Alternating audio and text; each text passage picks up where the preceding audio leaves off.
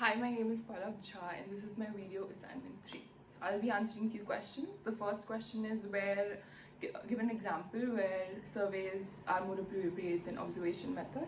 So one example is professor evaluation. So in professor evaluation, the students are supposed to give a survey to examine their satisfaction level or comfortability or the professor's behavior, professor ways to teach the students. So in this, observational method are not appropriate because you cannot observe how students are feeling for the professor, or are they understanding the professor's completion of the course, or exactly something like that.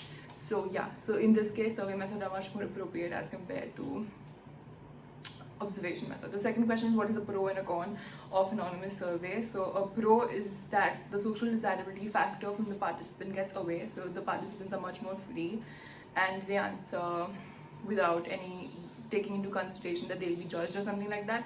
And a con is that the participants, for the researchers, the participants may be more difficult to follow up or something like that, because they don't know who the participants are, or even if they have some query they can't follow up, and the participants may have answered less specifically, so that may be a problem for the researchers. The third question is, what are the benefits of observational methods over survey?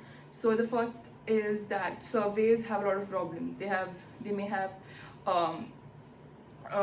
the social desirability issues, they may have order effects, they may have response sets, and the surveys are self-report, so the participants may not accurately remember their past experiences or something like that, so they can have errors in self-report. And the third is, observational method is much more accurate and much more richer. The information is much more better as compared to the surveys.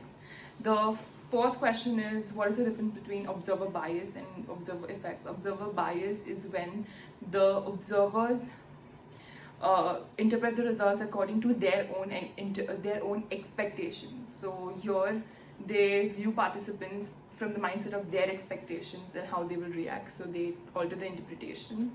And in observer effects, it is that the participants fulfill the observer's expectations, so they respond in a way which will fulfill the observer or observer's expectations.